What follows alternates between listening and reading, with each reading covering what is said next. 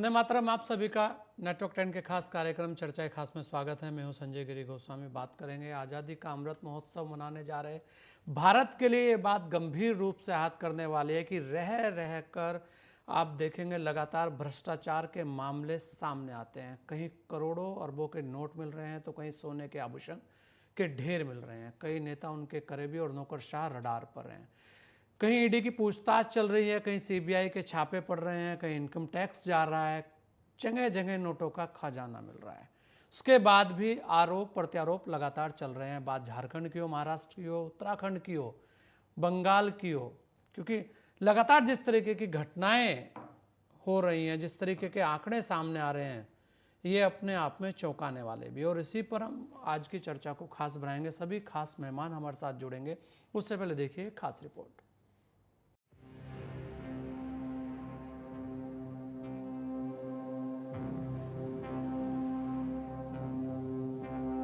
प्रवर्तन निदेशालय ने कथित शिक्षक भर्ती घोटाले में पश्चिम बंगाल के मंत्री पार्थ चटर्जी के एक करीबी सहयोगी अर्पिता मुखर्जी के परिसर पर छापेमारी कर 20 करोड़ की नकदी जब्त की है।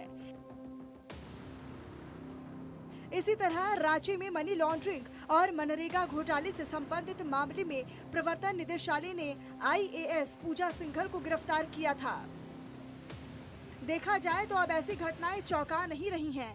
आए दिन कहीं न कहीं प्रवर्तन निदेशालय का छापा पड़ता है और किसी न किसी आवास पर नोटों की ढेरी या फिर गहने आभूषणों का ढेर दिखाई देता है। किसी घर से 20 करोड़ की नकदी मिलने भर से कई आशंकाओं को बल मिलता है। पिछले एक दौर से देखें तो यह सिलसिला लगातार चला आ रहा है। झारखंड, उत्तर प्रदेश, महाराष्ट्र, पश्चिम बंगाल में कई सवाल उभरे हैं। आमतौर पर शिकंजे में कसा व्यक्ति एक ही बात को दोहरा रहा है कि सरकारी स्तर पर दबाव की नीति के तहत सरकारी एजेंसियों का दुरुपयोग हो रहा है। लेकिन गौर करने वाली बात यह भी है कि आखिर ईडी के छापों में नोटों के ढेर भी नजर आ रहे हैं। नोट गिनने की मशीन चलाने वाला थक जाता है, लेकिन नोटों के ढेर खत्म नहीं होते हैं। कई सोने के आभूषण किलो में तोले जा रहे हैं। ईडी की छापेमारी व्यापक स्तर पर हुई है। ईडी ने महाराष्ट्र के रत्नागिरी जिले में एक भूमि सौदे में अनियमितताओं के आरोप में पूर्व मंत्री अनिल परब के 7 ठिकानों पर छापेमारी की थी। वहीं दिल्ली सरकार में मंत्री सत्येंद्र जैन के ठिकानों पर 2 बार रेड पड़ी। सत्येंद्र जैन भी न्यायिक हिरासत में जेल में बंद हैं। महाराष्ट्र की बात करें तो वहां पर पूर्व मंत्री नवाब मलिक पर जमीन डील के बेहद गंभीर आरोप हैं। वह अभी न्यायिक हिरासत में ही है। वहीं 100 करोड़ की वसूली के कथित आरोप में पूर्व मंत्री अनिल देशमुख भी फंसे हुए हैं। ऐसी घटनाओं ने देश को झकझोर कर रख दिया है। बेशक इनकी गहरी जांच होनी चाहिए और जनता को सच्चाइयों का पता चलना चाहिए। भ्रष्टाचार खून की तरह है जो देश को अंदर ही अंदर कमजोर कर रहा है। उधर ईडी के अधिकारियों का ये कहना है कि ऐसी तमाम कार्रवाई मनी लॉन्ड्रिंग रोकथाम कानून की आपराधिक धाराओं के तहत की जा रही है। Desk report, network 10। और इसी पर हमारे साथ सभी खास मेहमान जुड़ चुके हैं। हमारे साथ इंद्रेश कोहली जी हैं, वरिष्ठ पत्रकार हैं देहरादून से। हमारे साथ सतीश लखेड़ा जी हैं, प्रवक्ता हैं भारतीय जनता पार्टी के। हमारे साथ कांतिलाल कुंडू जी हैं, वरिष्ठ पत्रकार हैं महाराष्ट्र से। हमारे साथ संजय शर्मा जी जुड़ेंगे, RTI कार्यकर्ता हैं लखनऊ से। आप सभी लोगों का बहुत बहुत स्वागत है। इंद्रेश भाई, सबसे पहले आपके पास आना चाहूँगा, क्योंकि लगातार आप देखिए उत्तराखंड बहुत छोटा सा एक प्रदेश है और बहुत सुंदर खूबसूरत प्रदेश है हमारा, लेकिन वहाँ भी भ्रष्टाचार के मामले बड़ी तेजी से बढ़े। आपने देखा होगा कि अधिकारी पर छापा लगता है और करोड़ों रुपए की संपत्ति पाई जाती है। बात यहाँ ये नहीं है कि छापे लग रहे हैं या अधिकारियों पर इतना ज़्यादा पैसा मिल रहा है। बहुत सारी ये लगातार एक प्रक्रिया चलती रहती है। बात यहाँ ये है इंद्रेश भाई कि ये आरोप प्रत्यारोप भी लग रहे हैं कि ईडी का, सीबीआई का, इनकम टैक्स डिपार्टमेंट का लगातार दुरुपयोग हो रहा है। लेकिन अगर दुरुपयोग हो रहा है तो ये जो करामाती लोग सामने आ रहे हैं, फिर ये क्या है? तो इस पर भी बात होनी चाहिए। कैसे आप देखते हैं? और क्या कहेंगे आप इस तरीके की जो तस्वीरें आजकल सामने आ रही हैं और पूरे देश से आ रही है? ऐसा नहीं है कि ये केवल एक ही जगह से है, पूरे देश से आ रही है। आपने बहुत अच्छी बात की और सबसे बड़ी बात है कि आपने ये एक बहुत अच्छा मुद्दा उठाया है। ये आजकल हर आम आदमी की जुबान पर भी ये विषय चल रहा है हम लोगों की चर्चा के बावजूद। तो मुझे जो लगता है ये कदम ईडी ने या इनकम टैक्स जरूर उठाते हैं, ये कदम हमेशा कोई भी सरकार हो उठाते रहने चाहिए, क्योंकि ऐसे लोग जो आरोप लगाते हैं कि ये उनके खिलाफ साजिश है या सरकार उनको फंसाना चाहती है, अगर हम विपक्ष में हैं तो सरकार हमारे को जानबूझ के फंसा रही है, तो अगर ऐसा है जानबूझ के फंसा रही है तो आप जांच होने दीजिए। अगर आप सही हैं तो आपके ऊपर कुछ भी नहीं होगा, आपके घर से कुछ भी नहीं मिलेगा, आपकी दुकान साफ सुथरी मिलेगी, आपको अदालत भी छोड़ेगी और उनके खिलाफ कार्रवाई होगी जिन्होंने आपके खिलाफ जांच बिठाई है या जो आपको फंसाना चाह रहे हैं। जब आप पाक साफ हैं तो आप क्यों इस चीज से परेशान हो रहे हैं कि हमारे खिलाफ ये कार्रवाई की जा रही है? आप होने दीजिए जांच। जो सच्चा आदमी होगा, सच्चा नेता होगा, वो कभी नहीं पीछे हटेगा जांच करवाने से। तो ये तो बहुत अच्छी बात है। ये कदम, ये सफाई पहले शुरू होनी चाहिए थी पूरे देश में, जो आज तेजी से हो रही है। तो इसमें तो जो और कितने पकड़े भी गए हैं, जो आमने सामने आ रहे हैं, चाहे नोटों के बंडल घरों से मिल रहे हैं, जेवरात मिल रहे हैं, वो क्या है वो। आप एक छोटा सा उदाहरण देता हूँ मैं, आप देखिए, जब सिलेंडर के लिए, गैस सिलेंडर के लिए मारामारी होती थी, उससे आप भी जूझे होंगे और मैं भी जूझ रहा हूँ कि एक सिलेंडर घर में गैस लाने के लिए कितने पापड़ बेलने पड़ते थे। गैस खत्म हो गई, गैस नहीं आती थी। आज आप रात को गैस ऑनलाइन बुक कीजिए, सुबह सिलेंडर आपके घर में पहुंचता है। उसके पीछे क्या है? देखिए, सीबीआई की जांच हुई, दोनों सिलेंडर कनेक्शन घरों में पाए गए, वो सारे के सारे हटाए गए। देखिए, कनेक्शन आज बहुत आसानी से सबके यहाँ गैस मिलती है। ऐसे ही ये जो बड़े बड़े मगरमच्छ जो देश को खा रहे हैं, अलग अलग प्रदेशों में बैठे हुए, इनके खिलाफ जब जांच हो रही है और वो पकड़ में आ रहे हैं, तो बाकी अगर जो लोग सही हैं, वो अपने आप को क्यों परेशानी में सोचते हैं कि हमारे पर जानबूझ के ऐसा किया गया है? क्यों प्रदर्शन करती हैं पार्टियां पूरे देश में, क्यों जाम लगाती हैं, जब उन्हें पता है कि अगर वो अपने नेताओं को आदर्श मानते हैं कि हमारे नेता हमारे आदर्श हैं और हम उन्हीं के दम पर पार्टी में आगे रहेंगे, आगे चलाएंगे। तो आप शांत रहिए, देखिए क्या कार्रवाई होती है।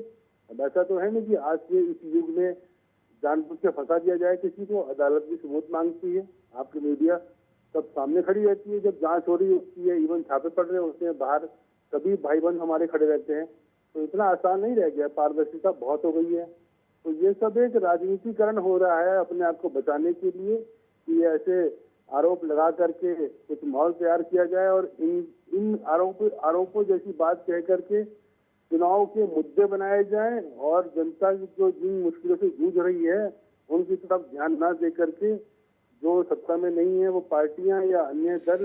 बिल्कुल इंद्रेश जी, लगता है ये बहुत सारी चीजें हैं। हमारे साथ संजय शर्मा जी भी हमारे साथ, डॉक्टर सरवत जहां प्रवक्ता कांग्रेस वो भी जुड़ चुकी हैं हमारे साथ, संजय शर्मा जी भी है। संजय जी, बहुत सारी चीजें, आप तो खुद एक आरटीआई कार्यकर्ता हैं, आपने बहुत सारी चीजें देखी हैं। वर्तमान में जो चल रहा है उससे लेकर आप कैसे देखते हैं? क्योंकि लगातार आप बहुत सारी सूचनाएं मांगते रहे हैं, आपने बहुत सारी चीजों से पर्दा हटाया है।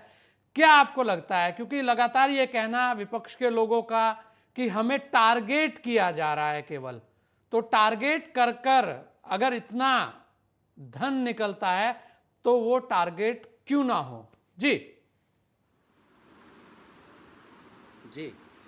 देखिए, इसमें सबसे पहले मैं यहाँ से शुरू करना चाहूँगा कि ईडी कोई आज की एजेंसी नहीं है। ईडी एजेंसी 1956 यानी कि जब हमारा संविधान लागू हुआ जी, उसके 6 साल के बाद ही ये इकाई बन गई और उस समय से अब तक ये लगातार भ्रष्टाचार के खिलाफ, जहाँ भी कहीं अगर काले धन से संबंधित मामला हो या मान लीजिए कोई फॉरेन एक्सचेंज से संबंधित मामला हो, उनकी जांच किया करती है। एज एक्टिविस्ट देखिए, मैं यही कहूँगा आपसे कि जहाँ भी कहीं हमारे पास अगर प्राइमरी इनपुट्स आते हैं और अगर मामला गंभीर होता है तो हम भी सबसे पहले देखिए सीबीआई जांच, ईडी जांच, इन्हीं जांचों की मांग किया करते हैं, क्योंकि इन एजेंसियों पे भरोसा है जी। अब जहाँ तक कि देखिए ये है कि अगर कहीं कोई ऐसा मामला मिल गया तो राजनीतिक दलों ने तो इस समय पर इस तरह का बना लिया है कि अब वो एक तरह से अपनी विश्वसनीयता खोते जा रहे हैं। अब आप अगर देखें, एक तरफ अगर कांग्रेस है तो वो एक तरफ ईडी का विरोध करती है, लेकिन अगर केरल का मामला देखें तो वहाँ वो ईडी को सपोर्ट करती है। तो ये इस तरह की बहुत सारी चीज़ें हैं, तो इसको राजनीतिक चश्मे से बिल्कुल ना देखा जाए। और ये एजेंसियां जो हैं वो एजेंसियां सरकारी एजेंसियां हैं, और सरकार आप समझिए किसी की नहीं होती, सभी की होती है। अगर ये एजेंसियां कुछ गलत कर रही हैं तो उसके लिए हमारे माननीय न्यायालय हैं, और अगर माननीय न्यायालयों को अप्रोच किया जाए, कोई भी अगर कहीं गलत प्रताड़ित हो रहा है तो वो वहाँ अप्रोच कर सकता है। लेकिन इस बात को मैं पूरी तरह से ये नहीं मानता हूँ कि सरकारी एजेंसियों का किसी भी रूप में पूरी तरह दुरुपयोग हो रहा है। अब जहाँ कहीं ये देखिए थोड़ा बहुत 19-20 हर जगह होता है, क्योंकि ये उस जगह पर बैठे हुए इंडिविजुअल पर डिपेंड करता है। तो बहुत सी बार ऐसा हो सकता है, मैं किसी को क्लीन चिट भी नहीं दे रहा हूँ, ये हो भी सकता है कि जो अधिकारी बैठे हुए हैं अगर उनका कोई खुद का पॉलिटिकल इंक्लिनेशन है तो वो कहीं दुरुपयोग कर सकते हैं। लेकिन ऐसा बिल्कुल कोई कहे ब्रॉडली एकदम ब्लंटली कि हर मामले में बोल दिया जाए दुरुपयोग हो रहा है, मैं इससे सहमत नहीं। चलिए, बिल्कुल हमारे साथ डॉक्टर सरबत जहां भी हैं उनसे भी जान लेते हैं कि मामला आखिर क्या है, उनकी आपत्तियां क्या हैं। डॉक्टर सरबत जहां जी, आपका बहुत बहुत स्वागत है। डॉक्टर साहब, अगर आप देखें, लगातार इस बात को लेकर विपक्ष आरोप लगाता रहा है कि भेदभाव हो रहा है या टारगेट किया जा रहा है, लेकिन विपक्ष ये नहीं कहता कि इतने लोगों के पास से इतना बड़ा धन भी लगातार मिल रहा है। उस पर भी तो बात हो, उस पर भी तो विपक्ष को खुलकर ये कहना चाहिए कि ये देखिए, ये करोड़ों करोड़ों रुपया घरों से निकल रहा है। घरों से निकल रहा है, आप सही कह रहे हैं कि करोड़ों करोड़ों रुपया घरों से निकल रहा है, छोटे बड़े नेताओं के घरों से निकल रहा है। लेकिन अभी जो असल मुद्दा है, महंगाई, भ्रष्टाचार, बेरोजगारी, चर्चा होनी चाहिए। जो अभी जीएसटी, आज इसीलिए भ्रष्टाचार पर ही चर्चा कर रहे हैं। खाने पीने की चीजों पर नहीं, खाने पीने की चीजों पे जो जीएसटी बढ़ा दिया गया है, अभी इस पे चर्चा होनी चाहिए। अभी अग्निवीर का जो मामला आया था उस पे चर्चा होनी चाहिए। देखिए, भ्रष्टाचार कोई आज का नया मामला नहीं है, आज ये नया मामला नहीं तो है। इसे चलने देना चाहिए। रुपया किसी नेता के घर से मिल रहा है, या किसी ऑफिसर के घर से मिल रहा है, या किसी आम आदमी के घर से मिल रहा है, या किसी बिजनेसमैन के घर से मिल रहा है। करोड़ों करोड़ों रुपया का मामला हमेशा से होता रहा है, होता रहेगा भी शायद, क्योंकि भ्रष्टाचारियों की कमी नहीं है। तो उसे चलने दे, छोड़ दें, उसके लिए कोई बात ना करें। देखिए, यही वजह है कि शायद हिंदुस्तान में बहुत गैप है, या तो बहुत अमीरी है या बहुत गरीबी है। मिडिल क्लास तो यहाँ मारा ही गया है, ही बहुत खत्म होकर के रह गई हुई है। तो कांग्रेस पार्टी की ये मांग हमेशा रही है, आप देखेंगे संसद से लेकर सड़क तक, कि चर्चा होनी चाहिए, गरीबी से चर्चा होनी चाहिए, महंगाई से चर्चा होनी चाहिए, भ्रष्टाचार से चर्चा होनी चाहिए, बेरोजगारी पे। आज लाखों नौजवान बेरोजगार हैं।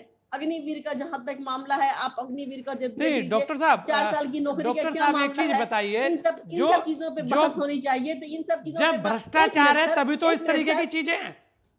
डॉक्टर साहब, आप बताइए, अग्निवीर पर आप जा रहे हैं, बेरोजगारी पर आप जा रहे हैं, ये आई कहां से, क्यों? अगर हम भ्रष्टाचार पर कार्रवाई ना करें, उसकी बात ना करें, तो क्या किस चीज की बात करें फिर? क्या वो सब समस्याएं उसके बीच से निकल कर नहीं आती? इसका मतलब ये तो नहीं है ना कि इन सब चीजों को दरकिनार करके आप सिर्फ एक ईडी को ही उठा करके लेते रहिए और छापामारी करते रहिए, और बेचारे बेरोजगार सड़क पर मारे मारे फिरते रहे। इसका मतलब ये नहीं है ना, हद होना चाहिए। आखिर 70 साल से सब काम साथ साथ ही होता रहा है ना, लोगों को रोजगार भी मिलता रहा है, ईडी वाला काम भी होता रहा है। ऐसा नहीं है कि भ्रष्टाचार पे नकेल पहले नहीं कसा गया है, पहले भी कसा गया है। अगर आप हिस्ट्री उठा करके देख लीजिए तो पहले भी भ्रष्टाचारियों पे नकेल कसा गया है, आज भी नकेल कसा जा रहा है। उसका दुरुपयोग नहीं होता था, तो अब दुरुपयोग होता है। अब डराया जाता है, अब चुनी हुई सरकार को गिरा दी जाती है, चुनी हुई सरकार को रातों डरा करके, ईडी का डर दिखा करके अदल बदल कर दिया जाता है। ये मामला हो गया हुआ है। जो मेन मुद्दा है, जो बेरोजगारी है, का जो मामला बार बार उठाया जा रहा है, देखिए अग्निवीर का जो मामला है, उसकी सीरियसनेस को सरकार समझ नहीं रही है, या आप लोगों को ये मामला उठाना चाहिए, मजबूती के साथ उठाना चाहिए। 4 साल में फौज हमारी जो होती है, हमारी आन बान शान होती है। और फौज जो होती है उसके भरोसे ही हम लोग रातों के नींद चैन से सो पाते हैं। फौज के भरोसे ही हम अपने घरों में बहुत अमन और सुकून के साथ रह पाते हैं। तो फौज को आप क्या दे रहे हैं? 4 साल की नौकरी। 4 साल की नौकरी का मतलब ये नहीं होता है कि 4 साल के लिए वो भारत माता और की डॉक्टर सेवा साहब, आप करने मुझे के लगता है से कि आज कतराते हैं। भ्रष्टाचार पर बोलने का आपका आज मूड नहीं है। चलिए, मैं हमारे साथ और भी लोग हैं। कांतिलाल, आपके पास भी आऊंगा, लेकिन आज अग्निवीर पर नहीं, आज तो इसी बात पर बात होगी कि जो छापे लग रहे हैं उनका डर क्यों, आखिर डर किस बात का, यही एक बात है। और उसके बाद मैं सतीश भाई के पास भी आऊंगा। सतीश भाई, एक बार जरा कांति लाल जी हमारे साथ वरिष्ठ पत्रकार हैं महाराष्ट्र से, उनसे भी जान लेते हैं। कांतिलाल जी, क्या लगता है आपको? क्योंकि देखिए, डॉक्टर साहब कह रही हैं कि डराया जा रहा है, सरकारें अस्थिर की जा रही हैं, लगातार इस तरीके के आरोप आप देखेंगे आज की तारीख में लग रहे हैं। लेकिन क्योंकि आप महाराष्ट्र में बहुत सारी चीजें आपने देखी है, तो वहां डर किस बात का है किसी को? अगर डर है तो इतने सारे लोग कैसे चले गए भाई जी? और अब बड़े बड़े लोग अंदर जा रहे हैं, तो आखिर अगर आपके ऊपर कुछ नहीं है तो फिर डर किस बात का? डर तो है जी जी। मैं आपकी चर्चा सुनता हूँ, आपके माध्यम से सभी देशवासियों को मैं प्रणाम करता हूँ। ये ईडी हो, सीआईडी हो या सीबीआई हो या अन्य कोई जो इनकम टैक्स, ये अंडर सेंट्रल गवर्नमेंट आती है जी। और जो डर के बारे में आपने बात की, तो विपक्ष के जो नेताओं है, इनके ऊपर बार बार एक के बाद रेट डाली जा रही है। तो ठीक है, जो काला धन जिन्होंने कमाया है उसको अंदर जाना है, उसको कर्म भुगताना है। लोगों का तो ये कहना है, लोगों को ये जानना नहीं है कि ये पार्टी का वो पार्टी है। लेकिन तो फिर सत्ताधारी पार्टी कोई भी हो, ताकि एक पार्टी की सेंटर में गवर्नमेंट है, तो में भी कोई तो काला धन कमाने वाला रहेगा। ऐसा नहीं है कि इसमें नहीं है। अभी समझो फॉर एग्जाम्पल है कि महाराष्ट्र की सरकार गिराई, तो इन लोगों में जिनको नोटिस आई थी ईडी, महाराष्ट्र के कोई एमएलए थे, प्रताप सरनाईक थे, यशवंत यादव की एमएलए की वाइफ एमएलए है यामिनी, तो यशवंत यादव जी के ऊपर थी, अन्य दलों के कई आमदार है। तो अभी क्या ये सरकार में या कई पार्टी में गई तो इनकी इंक्वायरी बंद अगर हो सकती है, तो लोगों को एक शक आना लगता है कि भाई ये क्या है। डर तो सभी को है, क्योंकि माननीय प्रधानमंत्री जी ने कहा था। हेलो जी जी जी, बोलिए, आवाज आ रही है आपकी कांतिलाल जी? कि भाई काला धन तो मैं उखाड़ के निकाल दूंगा बाहर। काला धन ना किसी को खाने दूंगा, ना कि भाई खाऊंगा। तो ये सच्ची बात है। लेकिन जो देश में गए कई साल से अपन देख रहे हैं, तो एक एक पार्टी जो मतलब जहां केंद्र सरकार की पार्टियों की सरकार नहीं है, वहां ही कार्रवाई होती है। आज पश्चिम बंगाल में पार्थ चैटर्जी जो उद्योग मिनिस्टर है, जो वहां के सीएम ममता दीदी है, उनके कोई नजदीक का मिनिस्टर है, उसके ऊपर भी कार्रवाई हुई। तो ये कार्रवाई होनी चाहिए, देश भर होनी चाहिए। और जो कोई काला धन जिन्होंने कमाया है उसके खिलाफ अगर ये कार्रवाई होती रहेगी तो अच्छी बात है। लेकिन ये लोगों के सामने जो चित्र आ रहा है, माहौल आ रहा है कि कोई किसी को टारगेट कर रहे, तो ये बात गलत है। ये नहीं होना चाहिए। सभी पार्टियों में, कोई भी पार्टी में या अन्य दलों का कोई आदमी हो जिन्होंने 2 नंबर का धन कमाया है, आखिर ये पैसा इन लोगों के पास आता है कहां से? ये सभी देशवासियों को समझना चाहिए। इसके लिए अगर ईडी, इनकम टैक्स और तुम्हारी सीबीआई अगर कार्रवाई निपक्ष दल से करेगी तो लोगों को भी अच्छा ज्ञान मिलेगा, लोगों को मालूमात पड़ेगी। जैसे कि अभी बताया 1956 में ईडी का है, ये कई 30-40 साल लोगों को मालूम ही नहीं था कि ये ईडी करके एक यंत्रणा है। या अभी 4-5 साल 10 साल में ईडी की इतनी कार्रवाई हो रही है तो लोगों को मालूम पड़ा। और आज क्या होता है, आज ईडी ने एक्शन किया कि वो पार्टी गवर्नमेंट में जाती है, वो दल गवर्नमेंट में जाता है, ईडी की कार्रवाई, सीबीआई की कार्रवाई, इनकम टैक्स की कार्रवाई वहां रोकी जाती है। इसी की वजह से सभी लोगों के मन में एक संभ्रम है। नहीं, चलिए, बिल्कुल सतीश लखेड़ा जी हमारे साथ हैं। अगर लोगों के मन में शंका है तो उनसे पूछते हैं कि आखिर शंका पैदा क्यों हो रही है। सतीश भाई, सभी लोगों को आपने सुना, बात यह है कि कहीं ना कहीं ये आरोप लगातार लगते रहे हैं कि भेदभाव किया जाता है और विपक्ष को ही टारगेट किया जाता है। और आप देखेंगे ये भी कहा जा रहा है कि जहां आपकी सरकारें रहती हैं वहां कार्रवाई नहीं होती।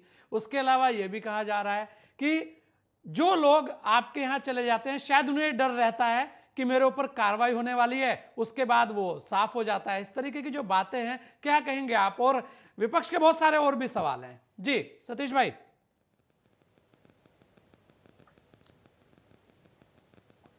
धन्यवाद संजय जी, मैं कई सालों बाद फिर नेटवर्क 10 से जुड़ा हूं, इसके लिए आपको धन्यवाद देता हूं। जी धन्यवाद आपका भी। जी संजय जी, कुछ समय से एक ऐसा नैरेटिव सेट हो गया है कि अगर आम जनता पे, जैसे अभी संजय शर्मा जी जो बहुत सीनियर हैं और जानकार हैं इन विषयों के, उन्होंने कहा आज़ादी के कुछ समय बाद ही ईडी की स्थापना हो गई थी। ईडी अपना काम कर रही होगी, करती आई होगी, और एक विभाग है वो काम करेगा ही। सीबीआई भी अपना काम करती रही है। मगर कुछ समय से आप देख रहे होंगे कि सोनिया जी, राहुल जी पे एसोसिएट जनरल प्रेस के मुद्दे पर अगर पूछताछ होती है तो पूरे कांग्रेसी उन्हें बलिदानी और त्यागी दिखा करके पूरे देश में प्रदर्शन करते हैं और पूरे दिल्ली की ऐसी की तैसी जाम कर देते हैं। क्यों? काम उन्होंने जो पैसे का लेन देन हुआ है और जिस तरह एक कंपनी का लेन देन का विषय ईडी के अंतर्गत आता है, उस जांच से जुड़ा हुआ विषय है, मगर उसका राजनीतिकरण हो जाता है। एनसीपी, कांग्रेस और शिवसेना मिलकर के नवाब मलिक के प्रकरण में पूरा मुंबई जाम करते हैं। आज बंगाल, कलकत्ता की स्थिति यही है कि जहां पार्थ चटर्जी पे कार्रवाई होने के कारण कार्रवाई हुई है, और ऐसे ही दिल्ली में सत्येंद्र जैन की कार्रवाई हुआ है। क्या अब राजनीतिक लोग अगर भ्रष्टाचार करते हैं और सीबीआई या ईडी या एजेंसियां उन पर काम करती हैं तो एक राजनीतिक सेफगार्ड बनाते उसके पीछे रह करके आरोप लगा दिया जाएगा कि हाँ, हमारा उत्पीड़न हो रहा है? इसके लिए माननीय न्यायालय है, गांधी परिवार न्यायालय गया था, उन्होंने कहा नहीं, आप ईडी का सामना कीजिए। इसी तरह सब लोग जाए, माननीय न्यायालय सबके लिए है, उसका संरक्षण है। मगर एक नैरेटिव सेट करने की कोशिश की जा रही है, और जिसको लेकर आज की डिबेट है, और खासकर आज तो ममता राज पर हो रहा है। बंगाल एक ऐसा स्टेट बन गया है जो देश के लिए आने वाले समय में बड़ी चिंता का विषय होगा, जहां देश के कोई कानून नहीं चलते हैं। आयुष्मान भारत योजना मैडम नहीं लेती है, मैडम ईडी के खिलाफ बोलती हैं। सीबीआई जब जाती है गिरफ्तार करने, पिछले दिनों आपने देखा होगा कि बंगाल पुलिस ने ईडी अधिकारियों को अरेस्ट कर दिया था। प्रधानमंत्री मोदी जी का जहाज नहीं उतरने दिया जाता चुनाव में, परमिशन अंतिम समय में समाप्त कर दी जाती है। यहाँ तक कि महामहिम राज्यपाल के हर कार्यक्रम में टीएमसी वाले वहाँ हुदंगड़ करते हैं, उन पे हमला करते हैं और उनकी गरिमा तार तार करते हैं। इसलिए इस मामले को भी अगर कहा जाएगा, मैं अभी डिबेट में, पिछली डिबेट में था, उसमें टीएमसी के प्रवक्ता कह रहे हैं ये पैसा सरकार ने रखा है, मोदी सरकार ने रखा है।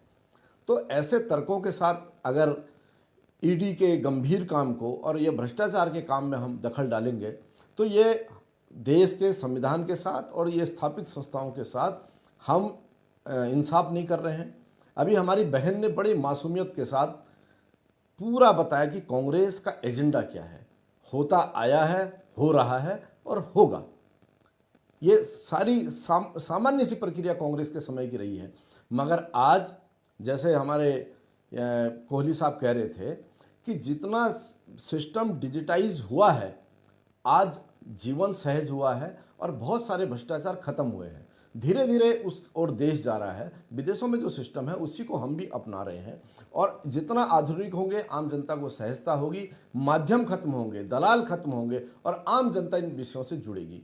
तो मुझे लगता है कि जिस तरह पश्चिम बंगाल की स्थिति है या देश के कई हिस्सों में है, तो जहां विपक्षी कार्यकर्ताओं पे या नेताओं पे कार्रवाई हो रही है उसको राजनीतिक रूप का रंग दे करके या राजनीतिक उत्पीड़न बता के एक पॉलिटिकल माइलेज लेने की कोशिश कर रहे हैं। मगर देश की जनता समझदार है, जानकार लोग जानते हैं कि विभागों को काम करना है, एजेंसियों को अपना काम करना है, और वो कर रही है। जी नहीं, बिल्कुल काम कर रहे हैं, लगातार चल भी रहा है, लेकिन सवाल फिर भी खड़े हैं। यहाँ पर लेते हैं एक छोटा सा ब्रेक, जाइएगा नहीं, जल्द लौटेंगे आपके बीच।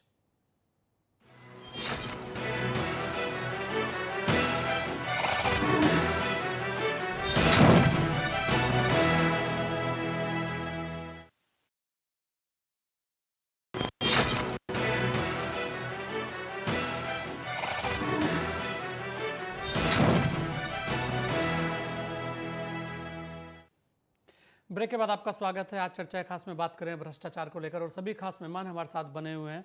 संजय शर्मा जी, अगर बात करें यहाँ पर सतीश लखेड़ा जी ने एक बहुत महत्वपूर्ण बात की है और वो अपने आप में एक बड़ा सवाल भी है। आप देखेंगे लगातार इस बात की बात होती है कि सीबीआई, ईडी या इनकम टैक्स ही दखल अंदाजी क्यों करते हैं, जिस चीज़ को और लोग भी कह रहे हैं और लगातार इस तरीके की बातें कही भी जाती हैं। एक तरफ वो कह रहे हैं सतीश जी कि आप देखिए, एक बहुत बड़ी बात है, उसे जरा ध्यान से अगर आप सुनेंगे, पश्चिमी बंगाल के अंदर वो कहते हैं कि जिस तरीके से सत्ता चलाई जा रही है, तो इसी तरीके की सत्ताएं अलग अलग जगह भी है जहां विपक्ष है, या हम कह सकते हैं कि किसी भी दूसरी सरकारों की बात वो कर रहे हैं, वहां पर जब आपका जो अपना तंत्र है, जो पुलिस तंत्र है या और भी जो आपका तंत्र है, वो कहीं ना कहीं फेलियर होता है, कार्रवाई नहीं होती है, तो ऐसे में फिर जो व्यवस्था बचती है, जो आप जैसे लोग हैं, जब वो कंप्लेन करते हैं, जब वो बताते हैं या वो जो सूचनाएं देते हैं, तो ईडी या सीबीआई या इनकम टैक्स को तो वहां जाना ही पड़ेगा।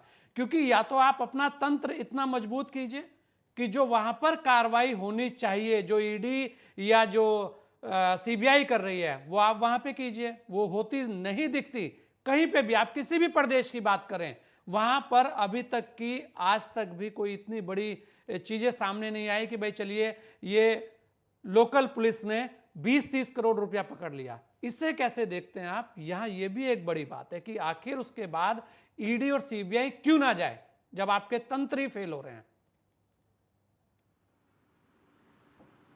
जी देखिए, यहाँ पर बहुत सारे सवाल हो रहे हैं खड़े, जिनको कि हम सिलसिलेवार लेते हैं जी। अब इन चीज़ों में सबसे पहली चीज़ अगर हम लें तो वो ये है कि हमारा जो संविधान है उसका एक बहुत ही खूबसूरत सा स्ट्रक्चर है, जहाँ कुछ शक्तियाँ केंद्र को दी गई, कुछ शक्तियाँ राज्यों को दी गई।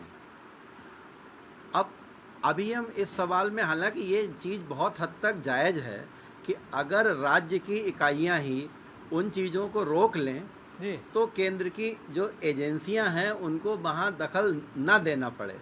लेकिन अब यहाँ पर अगर हम इस चीज़ को बोलेंगे तो इसमें विपक्ष का सवाल ये आएगा कि जहाँ पर बीजेपी की गवर्नमेंट है वहाँ क्यों नहीं ऐसा है। बिल्कुल, सभी के लिए तो ये बात है। इस सवाल के भीतर मैं नहीं जा रहा हूँ जी, क्योंकि मैं कोई राजनीतिक व्यक्ति नहीं हूँ, लेकिन हाँ, बस मेरा इतना कहना है कि विपक्ष जो एकदम इस रूप में आके कि अगर कोई भी उनके खिलाफ कार्रवाई हुई तो सीधे सीधे इन एजेंसियों पर उंगली उठाना, ये पूरी तरह से गलत है। और गलत इसलिए है कि ये सभी एजेंसियां ही हैं जिनकी की वजह से हमारे यहाँ अभी भ्रष्टाचार के खिलाफ थोड़ा बहुत डर लोगों में मौजूद है। अगर इन एजेंसियों पर इसी तरह से ये अविश्वास चलता रहा, आप भी इस चीज़ को मानेंगे कि आज हमारे देश में क्या हो गया है कि अगर मान लीजिए अभी आप किसी के खिलाफ न्यूज़ चला दीजिए, वो तुरंत आपको गलत कहने लगेगा। किसी के खिलाफ माननीय न्यायालय ने कोई आदेश दे दिया, वो न्यायालय को गलत कहने लगता है। किसी के खिलाफ सीबीआई जांच बैठ गई, वो सीबीआई को गलत कहने लगता है। हमको इस जो एक ढर्रा है, इससे बाहर आना पड़ेगा। हमको ये मानना पड़ेगा कि भाई ठीक है, अगर हमारे खिलाफ कोई खबर गलत चली है, अगर हमारे पास उसके प्रमाण हैं, हम आगे मानहानि में जाएंगे। हम आपको एकदम से कैसे गलत बोल देंगे, हम खुद ही जज कैसे बन जाएंगे। अगर कहीं माननीय न्यायालय ने हमारे खिलाफ निर्णय दे दिया है, हम उसको लेके ऊपर जाएंगे, उसकी अपील करेंगे। अगर सीबीआई या ईडी ने हमारे यहाँ छापा मारा, अगर कोई हमारे ग्रीवांस हैं, अगर वो पैसा मान लीजिए ईडी और सीबीआई वाले ही लेके आए हैं, आजकल जगह जगह सीसीटीवी कैमरे हैं, लोगों के घरों में सीसीटीवी कैमरे हैं, वो उस चीज़ के पर्याप्त प्रमाण उनको दे सकते हैं कि ये प्लांट किया गया है, ये हमारा नहीं है। तो ये जो इस तरह के बचकाने से इस तरह से आरोप हैं, ये आरोप बिल्कुल भी ठीक नहीं है और मैं इनसे बिल्कुल कतई भी सहमत नहीं हूँ। अब जहाँ तक आपका और क्या सवाल था वो एक बार रिपीट कर दीजिए ताकि मैं उसको भी ले लूँ। वो राज्य सरकारों को लेकर था और जिस तरीके से जो सरकारें और भी हैं जो विपक्ष की जहां सरकारें हैं, अगर वो कुछ माने ही ना तो फिर क्या हो? नहीं, देखिए, विपक्ष की सरकारों को बस ये बात बिल्कुल ठीक है कि क्या है कि जहाँ भी कहीं जो भी कोई अगर देखिए स्टेट गवर्नमेंट होती है तो चूंकि पुलिस उसके पास है, बहुत सारी चीज़ें उसके पास हैं, तो वो वहाँ पर कहीं ना कहीं निरंकुश जैसे हो जाते हैं। अब आज हम ये देखते हैं कि बहुत सारी जगहों पर अगर कहीं किसी केंद्रीय मंत्री का प्रोग्राम लगा हो और वहाँ अगर भाजपा के अलावा उस स्टेट में और कोई गवर्नमेंट है तो एक तरह की रस्साकसी जैसी नज़र आती है, जबकि जो हमारा संविधान कहता है उसके हिसाब से वहाँ स्टेट को पूरा असिस्ट करना चाहिए। वो प्रोग्राम उतना ही स्टेट का भी है जितना कि हमारे केंद्र का है। तो थोड़ा सा इस चीज़ से राज्य सरकारों को भी देखिए, राजनीति जो होती है, राजनीति के स्तर को थोड़ा उठाना पड़ेगा, उसमें स्वच्छता को लेके आना पड़ेगा। हम सब जानते हैं कि एक समय वो था जब एक छोटा सा ट्रेन एक्सीडेंट हो जाता था और हमारे यहाँ लाल बहादुर शास्त्री जी जैसे लोग इस्तीफा दे देते थे।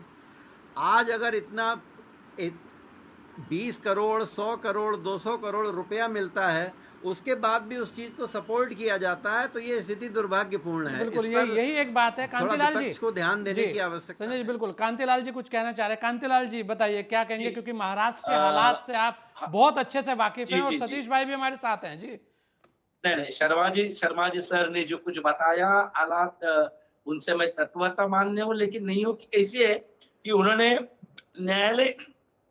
न्यायालय के बारे में बताया। तो न्यायालय का क्या होता है, जो कोई रिजल्ट है वो रहता है ना। मध्य प्रदेश में क्या हुआ, हिमालय में क्या हुआ, पश्चिम बंगाल में क्या हुआ, 1995 में तमिलनाडु में क्या हुआ, वो तो उनका रिजल्ट रहता है।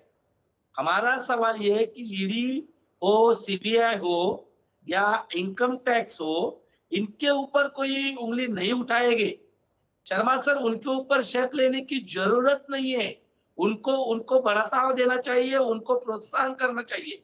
लेकिन हमारे जैसे आम आदमी, अपन आरटीआई एक्सपर्ट हो, अगर कोई रहेगा जिनका ताल्लुक आम आदमी से, ये पार्टी राजनीति जोड़ने दो, वो उनका काम है, वो एक दूसरे के ऊपर करेंगे। अभी हम लोग जानते हैं कि महाराष्ट्र में अभी एक पार्टी जो है वो बोलते कि बस अभी ये पार्टी में आ गई। एमएलए बात करते कि भाजपा में आने के बाद नींद आती है क्योंकि ईडी का चक्कर नहीं है। तो इसका क्या मतलब, इसका अर्थ क्या होता है? हम बीजेपी बुरी है ये कहने के लिए इधर नहीं बैठा हूं, ना मैं किसी पार्टी के बारे में बोलूंगा ना कोई, लेकिन लोग आम आदमी क्या करते हैं कि देखते, हर बार अखबार देखते तो उसमें ये पॉलिटिकल लीडर की स्टेटमेंट आती है। अभी महाराष्ट्र की सरकार गिरी, वो एक अलग पार्ट है, सरकार गिरी ठीक है, लेकिन सरकार किस हालत में गिरी? तो सरकार में जो शामिल हुए जो कोई एमएलए है, उस एमएलए में अभी देखो, अभी पार्टी का नाम लेंगे तो कोई भी पार्टी, बीजेपी में जितने भी कांग्रेस से गए, राष्ट्रवादी से गए, वो क्या सब सफेद है? तो वो लोग चलते हैं तो लोगों का इसके ऊपर से विश्वास उठता है। लोग कहने लगते बाबा ये कल इनके ऊपर यही लोग बोलते थे कि ये इतना झूठा है, 2 नंबर कमाते, ये सदन में बातें करते, ये तुम्हारा पॉलिटिकल मीटिंग छोड़ दो, पॉलिटिकल कांतिलाल एजेंडा जी, छोड़ दो। अगर आप देखें, क्योंकि आपने बहुत महत्वपूर्ण बातें की हैं, उसमें कोई दो राय नहीं है कि इस तरीके की बातें चल रही हैं, लेकिन क्या इन सब बातों को अगर हम सोचने लगे तो जो वो भ्रष्टाचारी हैं, जिन पे से वास्तव में चीजें आ रही हैं, वो आपके भी सामने हैं, आप भी कह रहे हैं करोड़ों रुपए मिल रहे हैं, तो क्या उनको छोड़ दिया जाए? फिर कुछ करना चाहिए नहीं, उनके ऊपर एक्शन होनी चाहिए। आम आदमी की मांग है। हम यही कहने चाहते हैं कि वो बाहर वाला छोड़ दो, कोई तुम्हारा प्रेस रिलेटिव छोड़ दो। जब कोई सभागृह में, सदन में, जो संविधान से चलते हैं उस सदन में जब कोई एक दूसरे के ऊपर बात करते हैं तो वो पटल पे आते हैं, वो इतिवृत्त में आते हैं कि इन्होंने इतना भ्रष्टाचार किया। दूसरे दिन उनके ईडी की नोटिस या कोई एक्शन होते हैं, तीसरे दिन वो पार्टी से, ये पार्टी से, वो पार्टी में जाते, एक्शन खत्म। आम आदमी को क्या चाहिए सर कि बाबा ये अगर गुनहगार है तो इनके ऊपर एक्शन होनी चाहिए, बस। बिल्कुल, यही एक बहुत बड़ी बात है। चलिए मैं बिल्कुल जी जी डॉक्टर सरवत जहां जी बोलिए जी। अभी अभी कई सारी बातें सुनने को मिली, बीच बीच में आवाज कट भी रही थी, लेकिन फिर भी जो मुझे समझ में आया, जी जितना मैं उस हिसाब से एक भाई साहब कह रहे थे कि कांग्रेस पार्टी वावेला मचा रही है, कांग्रेस के नेताओं को बुलाया गया है ईडी में। अगर आप देखेंगे 55 घंटे राहुल गांधी जी को बुलाया गया, सोनिया गांधी जी बीमार हैं, उसके बावजूद वो ईडी में खुद पेशकश की कि मैं जाऊंगी, ऑफिस में जाऊंगी। ईडी के ऑफिसर्स ने कहा मैं पे आ जाता हूँ, लेकिन उन्होंने कहा कि नहीं मैं खुद ऑफिस जाऊंगी, और वो गई है और जो रूल है उस अनुसार वो जाकर के बैठी भी हैं, और जितना देर उनको बुलाया गया है और आगे भी जाएंगी, उसमें कहीं कोई दो राय नहीं है। जो कानून के तहत बात करनी है और जरूर करेंगी। लेकिन जो अभी भाई साहब कह रहे थे वो सही कह रहे थे। ईडी की छापामारी, ईडी के डर दिखा करके सरकार का गिरा देना, और आप जो कह रहे हैं कि भ्रष्टाचारी को पकड़ लेना, पकड़ता कहाँ है? जैसे ही वो बीजेपी वो भ्रष्टाचारी नहीं होते, वो सर्फ से धुल जाते हैं, वो उनका वॉशिंग पाउडर है। वो जैसे ही वो बीजेपी में जाते हैं, बीजेपी एक नीट क्लीन वॉशिंग पाउडर है। बीजेपी में जाने के बाद खत्म हो जाता है, वो दूध के धुले हो जाते हैं, वो भ्रष्टाचारी कहाँ रह जाते हैं। तो ये ईडी का गलत इस्तेमाल हो जाता है। आम आदमी का विश्वास ईडी से भी कहीं ना कहीं उठ जाता है, कहीं ना कहीं ईडी भी इस दायरे में आ जाती है कि भाई जो आदमी सरकार के खिलाफ आवाज उठाया उस पे ईडी का छापा भेज दो। आज जैसे ही वो आदमी बीजेपी में चला जाए, ईडी का छापा खत्म, डॉक्टर ईडी साहब की बात खत्म। माफ कीजिएगा, एक सवाल ले रहा हूं आपसे, वो दूध का धुला रह गया। एक जी सवाल ले रहा बताइए। हूं। ऐसे व्यक्तियों के नाम आप उजागर करेंगे कि जो व्यक्ति पर ईडी की रेड पड़ी, कार्रवाई हुई और वो अंदर गए और उनके पास से इतना धन मिला और वो आज बीजेपी के अंदर है और सेफ है और उनकी जांच बंद हो गई है?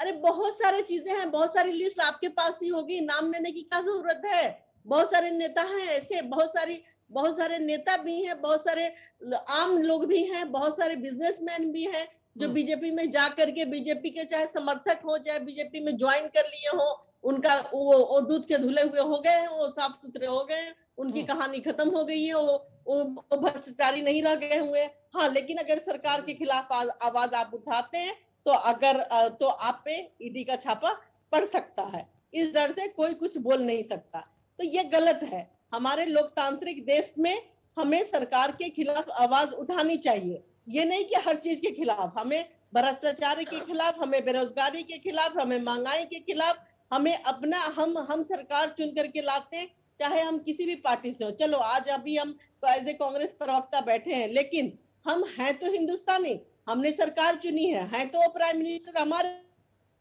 तो प्राइम मिनिस्टर नहीं है, पर प्राइम मिनिस्टर तो कांग्रेस पार्टी के भी है, प्राइम मिनिस्टर तो सबके हैं। नहीं, बिल्कुल प्राइम मिनिस्टर सबके हैं और सबके लिए बराबर भी हैं। सतीश भाई बोलिए जी।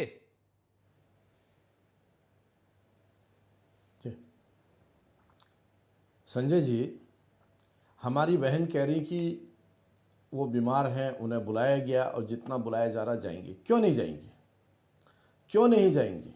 अगर मामला ईडी के अंतर्गत है, माँ बेटे जमानत में हैं, कानून की कार्रवाई में है, वो भारतीय जनता पार्टी का कोई थाना नहीं है, भारतीय जनता पार्टी कोई एजेंसी नहीं है। जब आपके कार्यकाल में नेहरू जी के द्वारा स्थापित, महात्मा गांधी के द्वारा नामकरण किया गया नवजीवन, नेशनल हेराल्ड, कौमी आवाज़, 3 अखबार शुरू किए गए, आपने जानबूझ के मारा। देश में आपकी सरकार थी, आपने उसको विज्ञापन नहीं दिए। सरकार विज्ञापन देके अखबारों को जिंदा रखती है, पत्रकारिता को जिंदा रखती है, निष्पक्ष पत्रकारिता को जिंदा रखती है। उसको नहीं दिया, एक पैसा नहीं दिया, वो घाटे में जाता गया, घाटे में जाता गया, कागज के पैसे नहीं रहे। और उसके बाद उसी समय आप राजीव गांधी फाउंडेशन को करोड़ों करोड़ों रुपए देते रहे। और जब अखबार मरने लग गया तो वही मोतीलाल बोरा जी एजेएल में भी थे, वही मोतीलाल बोरा जी कांग्रेस के कोषाध्यक्ष थे, और वही एक नई यंग इंडिया कंपनी जो बनाई गई जिसमें 76% माँ बेटे को दिया गया, वहाँ भी थे। आपस में ही पैसे को घुमा करके माँ बेटे के नाम पे एक कंपनी दी गई, उसका स्वामित्व दिया गया, और कांग्रेस पार्टी ने वो पैसा जो उधार दिया था या दान दिया था वो माफ कर दिया गया। और आज अखबार बंद है। अखबार के नाम पे दी गई संपत्ति से 60 लाख रुपया पासपोर्ट ऑफिस का किराया यंग इंडिया को आ रहा है और माँ बेटी कंपनी को आ रहा है। जवाब देना पड़ेगा। और दूसरी चीज, देश की एजेंसियां काम कर रही हैं तो एहसान नहीं कर रहे हैं। नरेंद्र मोदी जी को पूर्वाग्रह से घंटों घंटों एसआईटी ने अहमदाबाद में मुख्यमंत्री रहते हुए बैठाया, मुख्यमंत्री रहते हुए। तब तो भारतीय जनता पार्टी ने जुलूस लेके गई, न सड़कों पे गए, बुलाया था। आज पाक साफ है, कहीं कोई आरोप नहीं लगा। जांच का सामना कीजिए। इसलिए जो ड्रामा आज कांग्रेस पार्टी त्यागी और बलिदानी का दिखा रही है, अगर यही जो बहन हमारी कह रही है विपक्ष के मुद्दे रहते हैं, महंगाई, बेरोजगारी, जितने ही मुद्दे होते हैं, आपने कांग्रेस को लंबे समय से प्रदर्शन करते हुए देखा? केवल माँ बेटे के लिए सड़क पे आए हैं, राहुल गांधी की राजनीति को बचाने के लिए आए हैं। इसलिए एजेंसी को काम करने दिया जाए। बात आज मैं इसी दूसरे मुद्दे पर आता हूं, बंगाल के भ्रष्टाचार को लेकर। हमने CWG का भ्रष्टाचार देखा, कॉमनवेल्थ का, हमने 2G का देखा, हमने जीजाजी का देखा, दुनिया भर के भ्रष्टाचार देखे। ये आर्थिक भ्रष्टाचार थे, मगर देश की अंतर्राष्ट्रीय सीमा पे जिस तरह का भ्रष्टाचार हो रहा है, गाय की तस्करी का भ्रष्टाचार, स्मगलिंग, ड्रग्स का भ्रष्टाचार, और तृणमूल कांग्रेस उसमें शामिल है, कोयले का भ्रष्टाचार जिसको लेके पैसे की बात हुई है। और बेशर्मी की हद यह है कि मंत्री रहते मदन मित्रा जेल गए, लोकसभा सदस्य रहते सुदीप बंदोपाध्याय जेल गए, और राज्यसभा सदस्य रहते तापस पॉल जेल गए।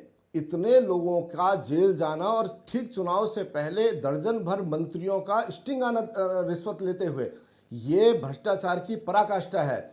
ममता बनर्जी का सगा भतीजा जो आज ईडी के शिकंजे में है, जिसके और जिनकी पत्नी, दोनों पर जांच चल रही है। सुप्रीम कोर्ट गए थे, सुप्रीम कोर्ट ने ईडी को निर्देशित किया है, सुप्रीम कोर्ट ने, इनकी जांच कीजिए, इनसे पूछताछ कीजिए।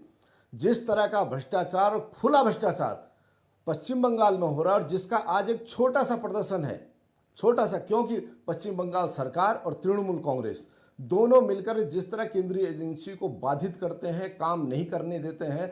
थोड़ी देर पहले मैंने कहा था कि सीबीआई को बंधक बना दिया था। ऐसी सरकार के साथ काम करना और जांच को निकालना टेढ़ी खीर है, मगर हमारी देश के हिम्मती अफसर और एजेंसियां इसकी जड़ तक जाएंगी। सतीश भाई, बिल्कुल ये सारी चीजें आपने बताई, लेकिन रोज जी सतीश भाई, एक सवाल कुंडू जी ने भी कहा कि कहीं ना कहीं सवाल उस चीज को लेकर है कि कुछ लोग ऐसे भी हैं कि जो जांच के दायरे में थे वो आपके यहाँ चले गए, उनकी जांच बंद हो गई। इसका भी जवाब उनको दे दीजिए। जी हाँ, मैं आपका 10 सेकंड दीजिए। जी। अगर कोई भी ऐसा व्यक्ति जिस पर भारतीय जनता पार्टी में आने के बाद उसकी जांच रोक दी गई, फाइल रोक दी गई, उन पार्टियों से और इंडिविजुअल जो नेता सवाल उठाते हैं, माननीय न्यायालय के पास जाएं और बताएं कि इस आदमी की जांच क्यों प्रभावित की गई है, देश की एजेंसियां इस तरह का भेदभाव क्यों कर रही हैं। और मैं आपको, अपनी बात मेरी पूरी नहीं होती, 10 सेकंड चाहूंगा। जी बोलिए। कि तृणमूल कांग्रेस के नारदा, शारदा, रोजवैली, जो नारदा, शारदा, रोजवैली 3 बड़े घोटाले हुए, जिसमें 1 महीने में पैसा दुगुना करना, 3 महीने में 4 गुना करने की योजनाएं चलाई गई। गरीब जनता का पैसा लिया गया। जिस बांग्ला को सोनार बांग्ला दीदी बनाना चाह रही थी, उसको लाचार बांग्ला बना दिया है। और उन विज्ञापनों में तृणमूल कांग्रेस के नेताओं के होर्डिंग पूरी कलकत्ता सहित बंगाल में लगे रहते कि आप पैसा दीजिए, हम पे भरोसा कीजिए, आपका पैसा बढ़ेगा। यही पैसा आज निकल रहा है, यही भ्रष्टाचार है। अगर इसको लेकर हमारी विपक्ष की सारी पार्टियां एकजुट होती कि उत्पीड़न है, तो फिर भगवान ही भला कर सकता है। नहीं, बिल्कुल है, ये बात बिल्कुल ठीक है, लेकिन फिर भी उसके बाद भी बहुत सारी चीज़ें ऐसी हैं जिसे लेकर विपक्ष लगातार खड़ा ही रहता है। चलिए, समय कम है इंद्रेश भाई, अब की बार कुछ ऐसा लग रहा है कि बहुत सारे अफसर भी नप रहे हैं। ये इस बार की एक नई तस्वीर सामने आ रही है कि बहुत सारे अफसरों पर कार्रवाई हो रही है। तो क्या इस तरीके की कार्रवाई से जो दलाल प्रथा है, जिसकी बात की है सतीश लखेड़ा जी ने, उन्होंने बोला है कि दलाल प्रथा, जो दलाल है उनको खत्म करने की कार्रवाई की जा रही है, तो आपको क्या लगता है कि वो हो पाएगा? क्योंकि लगातार कांग्रेस के प्रवक्ता ने भी बोला कि ये भ्रष्टाचार होता है, होता रहा है और आगे भी शायद हो सकता है। जी जल्दी से अपनी बात रखिएगा। जी, लगातार काम करने की जरूरत है, लगातार प्रयास करने की जरूरत है। लेकिन मैं एक बात कहूंगा जी कि जैसे ईडी, सीबीआई और इनकम टैक्स की जो बातचीत होती है, उसमें कहा जाता है कि भ्रष्टाचार के खिलाफ सूचना देने वाले का नाम गुप्त रखा जाएगा।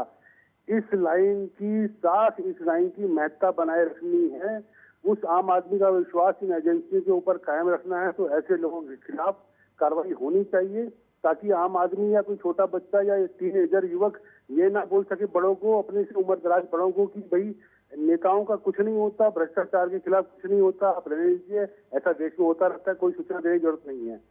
ऐसा नहीं होना चाहिए, ऐसी ऐसी पहुंच नहीं आनी चाहिए हमारी। तो ऐसे लोगों के खिलाफ, ऐसे अधिकारियों के खिलाफ, ऐसे नेताओं के खिलाफ ये कार्रवाई लगातार जारी रहनी चाहिए। और मैं तो कहूंगा ऐसे नेताओं को बड़प्पन दिखाना चाहिए, उन्हें कहना चाहिए कि अगर हमारे खिलाफ जांच में कुछ मिलता है तो हम राजनीति से संन्यास ले लेंगे, तो वो साफ साफ होंगे। नहीं है तो इसका मतलब तभी वो धरने, प्रदर्शन और ये सब कर रहे हैं, क्यों देश को बर्बादी की तरफ लेके जा रहे हैं। आप सच्चे हैं, साफ है तो जांच होने दीजिए और जांच एजेंसियों को और अधिकार दिए जाने चाहिए। ऐसे नेताओं की, ऐसे अफसरों की पोल पट्टी खोलने पे बिल्कुल देरी नहीं करनी चाहिए। इन काले राक्षसों को सामने जाने की बहुत जरूरत है, तभी आम जनता का विश्वास एजेंसियों के साथ कायम रहेगा और अच्छी सरकारें काम कर पाएंगी। संजय भाई। नहीं, बिल्कुल इंद्रेश भाई, एक और था कि ये जो दलाल प्रथा जिसकी बात की है, ये लगातार चलती आ रही है, जो ये इस पर कैसे रोक लगे, यहाँ ये भी एक सवाल है जी। ये दलाल प्रथा पर रोक लगाने के लिए जो दलालों को संरक्षण देते हैं उनकी भी निगरानी होनी चाहिए कि वो कहाँ, चाहे वो छोटे थाने से बात जब शुरू होती है कि वहां पर भी दलाल पहुंच जाते हैं छुड़ाने के लिए लोगों को, चाहे वो ग्राम प्रधान स्तर से हो। और जब ईडी में बात आती है वहां पर भी इस प्रकार का माहौल बना करके, तो ये दलाल प्रथा ही तो है कि आप धरने प्रदर्शन करने जा रहे हैं। ये क्या है, कहीं ना कहीं इससे प्रभावित करने की बात हो रही है। तो इन पर जरूर रोक लगनी चाहिए और दलालों को के खिलाफ भी, ऐसे लोगों के खिलाफ, चाहे बड़े स्तर पे हो चाहे छोटे स्तर पे हो, कार्रवाई होनी चाहिए। इस मामले में कहीं से भी कोई भी छूट ढील देने की आवश्यकता नहीं है और कड़ी कार्रवाई होगी, तभी आप अगले अच्छे भारत की ओर हम लोग आगे बढ़ेंगे। अच्छे आम जनता इस बारे में सोच सकेगी कि हमारा देश आगे बढ़ रहा है, हम आगे बढ़ रहे हैं। महंगाई आदि के जो मुद्दे हैं वो भी साथ साथ चलते रहते हैं, उन पर भी लड़ना चाहिए। लेकिन जो आप ही की बात कह रहा हूँ संजय भाई, जो आप इस चीज को प्रमुखता दे रहे हैं कि भ्रष्टाचार हो रहा है, तभी तो ये सब और मुद्दे खड़े हो रहे हैं। जब भ्रष्टाचार ही नहीं होगा, उस पर ही कड़ी कार्रवाई होगी, सख्त नियम होंगे, सख्त सजा होगी, तो बाकी चीजें तो अपने आप सुधर जाएंगी। नहीं, बिल्कुल, बाकी चीजें सुधर जाएंगी। कार्रवाई जरूरी है, कार्रवाई होनी चाहिए। ये अलग बात है कि कार्रवाई में जो भेदभाव के आरोप हैं, क्योंकि विपक्ष का काम है बहुत सारी चीजों को उठाना, तो वो लगातार चलते भी रहेंगे। आप सभी लोगों ने अपना समय हमें दिया, इसके लिए आप सभी लोगों का बहुत बहुत धन्यवाद। जिस तरह ईडी के छापों से अफसरों, नेताओं और उनके करीबियों के घर से करोड़ों की संपत्तियां बरामद हो रही है, उससे पूरा देश सकते में। हालांकि विपक्ष सरकार पर आरोप लगा रहा है कि सीबीआई, ईडी जैसी जांच एजेंसियों का दुरुपयोग हो रहा है, लेकिन तब भी ये बात चौंकाती है कि किसी अधिकारी या नेता के करीबी के घर पर नोटों को रखने के लिए बक्से ले जाने पड़े, नोटों को गिनने की मशीनें ले जानी पड़े। इससे साबित होता है कि कितनी अंधेरगर्दी मची हुई है। भ्रष्टाचार देश के सामने एक बड़ी समस्या है। लगता ये है कि अंधी लूट में लगे लोगों के लिए किस तरह कानून का खौफ नहीं है। ऐसी घटनाएं समाज को विचलित करके रख देती है। देखा जाना चाहिए कि ऐसी घटनाएं रुक क्यों नहीं रही है, क्योंकि लगातार जिस तरीके की रेड भी लगातार हो रही है, छापे भी लगातार पड़ रहे हैं, लगातार करोड़ों रुपए मिल रहे हैं, तो कहीं ना कहीं सवाल तो खड़े होंगे। अब उन सवालों से कोई तिल मिलाए तो तिल मिलाता रहे। इस चर्चा खास में इतना ही। दीजिए मुझे इजाजत। जय हिंद।